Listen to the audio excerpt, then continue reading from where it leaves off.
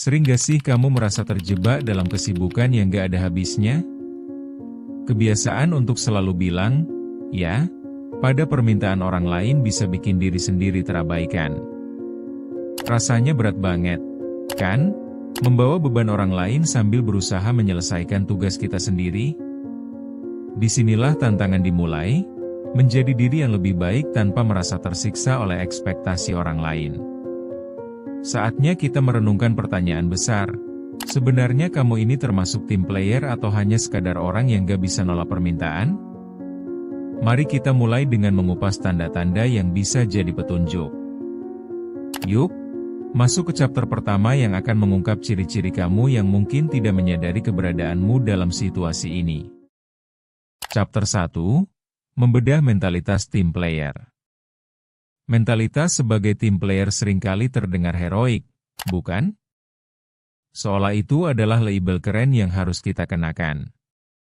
Padahal, realitanya lugas, di balik semangat itu, ada harga yang harus dibayar.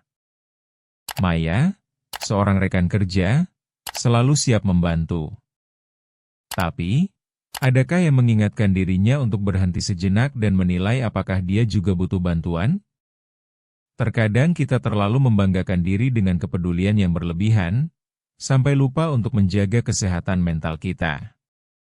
Mentalitas ini harus dimiliki dengan sadar, bukan sekadar mengalir begitu saja.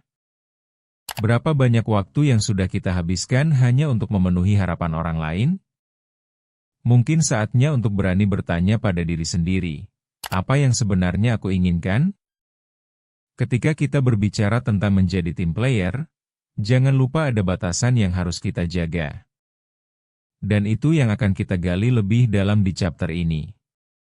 Chapter 2, Ciri-ciri kamu gak bisa nolak. Ada beberapa tanda yang mungkin menunjukkan bahwa kamu adalah orang yang sulit menolak. Misalnya, saat ditawari suatu proyek, kamu langsung merasa cemas kalau menolak akan mengecewakan orang lain. Ironisnya, hal ini justru bisa bikin kamu terjebak dalam rutinitas yang bikin stres. Kenapa kita lebih memilih menyakiti diri kita sendiri daripada mengatakan tidak? Apakah kita takut kehilangan kesempatan atau malah menghindari konflik? Ini adalah jebakan yang harus diwaspadai. Ciri lain adalah ketika kamu mengutamakan orang lain di atas kebutuhanmu sendiri, sementara diri sendiri berada di urutan paling buncit. Coba ingat-ingat, berapa kali kamu mengesampingkan rencana pribadi demi memenuhi permintaan teman? Apakah kamu merasa tidak berdaya ketika seharusnya bisa mengatakan tidak? Mari kita telaah lebih lanjut dan pahami mengapa pola pikir seperti ini bisa membahayakan. Chapter 3, Apa itu kemandirian? Kemandirian bukan sekadar tentang bisa berdiri sendiri, tetapi juga tentang kebebasan mengambil keputusan yang tepat. Seringkali, kita terjebak dalam anggapan bahwa menjadi tim player harus selalu siap sedia. Padahal, kemandirian mengajarkan kita untuk mengenal batasan juga. Misalnya, ketika sebuah tawaran datang, cobalah untuk bertanya pada diri sendiri, apakah ini sejalan dengan tujuan dan nilai-nilai saya?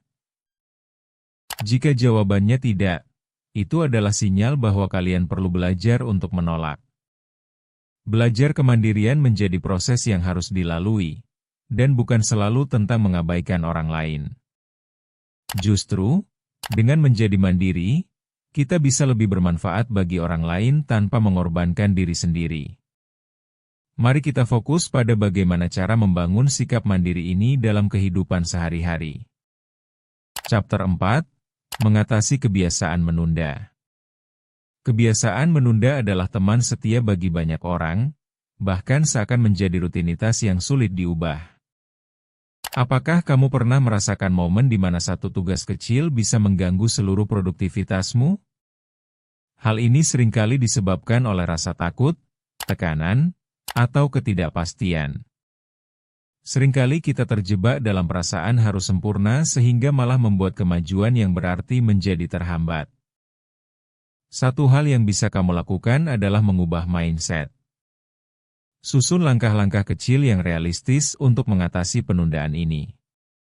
Pertama, fokuslah pada satu hal yang harus diselesaikan. Kedua, berikan dirimu waktu untuk menikmati prosesnya.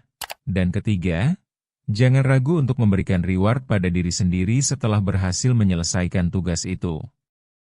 Perubahan kecil ini bisa jadi langkah awal yang membawa dampak besar. Chapter 5, Menyeimbangkan Prioritas. Menyeimbangkan prioritas adalah tantangan tersendiri dalam kehidupan modern yang serba cepat. Kita seringkali terbuai pada ide bahwa semua hal sama pentingnya. Padahal, kenyataannya adalah tidak semua hal itu perlu mendapatkan perhatian yang sama.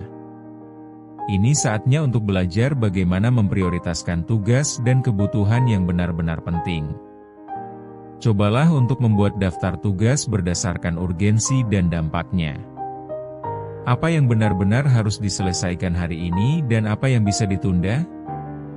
Penting untuk memberi ruang bagi diri sendiri agar bisa bersikap fleksibel, karena setiap harinya pasti ada perubahan. Ketika kita bisa menyeimbangkan prioritas, hidup akan terasa lebih ringan dan lebih terkendali. Sehingga, kamu bisa menjadi tim player yang tidak hanya peka terhadap orang lain tetapi juga terhadap diri sendiri. Jangan lupa subscribe ke Ruang Tumbuh untuk lebih banyak konten yang bisa membantu kita tumbuh bersama. Bertumbuh itu proses, bukan lomba.